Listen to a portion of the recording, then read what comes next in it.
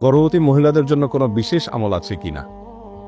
এর উত্তর হলো, গর্ভাবস্থায় করার জন্য কোরআন এবং হাদিস বিশেষ কোনো আমলের নির্দেশনা কোথাও দেয় নাই। বরং অন্য সাধারণ অবস্থাতে আপনার যা করণীয়, গর্ভাবস্থাতেও তা করণীয়। সাধারণ অবস্থায় গুনাহ করবেন না, এ সময় গুনাহ করবেন না। সাধারণ অবস্থায় 5 ওয়াক্ত নামাজ পড়বেন, এ সময় 5 ওয়াক্ত নামাজ পড়বেন। সাধারণ অবস্থায় পর্দার সাথে চলবেন, এ সময়টাতেও পর্দার সাথে চলবেন। সাধারণ অবস্থায় কোরআন তেলাওয়াত করবেন, শুনবেন, এ সমস্ত অবস্থায়ও করবেন। শুধুমাত্র যেহেতু একটা কঠিন সিচুয়েশনের মুখোমুখি হতে যাচ্ছেন তিনি, জীবনের একটা কঠিন সময় তার আসছে এবং গর্ভের যে সন্তান, তার ভবিষ্যৎ নিয়ে তিনি শঙ্কিত। সন্তানটা কি সুস্থ হয় না অসুস্থ হয়, সন্তানটা কি ভালো হয় না মন্দ হয়, এসব আশঙ্কা যেহেতু তাকে ঘিরে ধরেছে, সেজন্য শুধু কয়েকটা পরামর্শ দিলাম।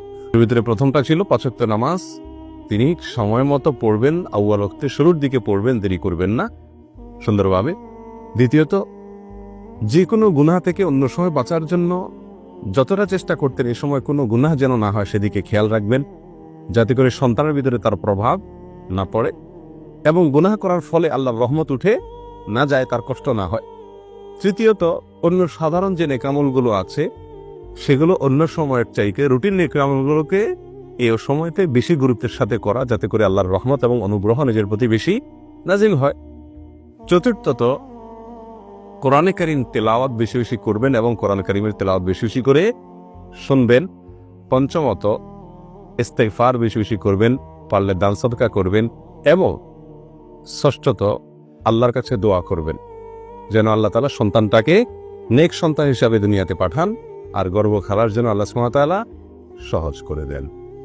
এই আমলগুলো নিছকই পরামর্শমূলক। এছাড়া কোরআন হাদিসের কোথাও গর্ভবতী মায়েদের জন্য বিশেষ কোনো স্পেশাল আমলের নির্দেশ করে নেই। আল্লাহ সুবহানাহু ওয়া তাআলা আমাদের মায়েদেরকে আল্লাহ সুবহানাহু ওয়া তাআলার নির্দেশ এবং রাসূল করিম সাল্লাল্লাহু আলাইহি ওয়াসাল্লামের সুন্নাতের উপরে চলার তৌফিক দান করুন।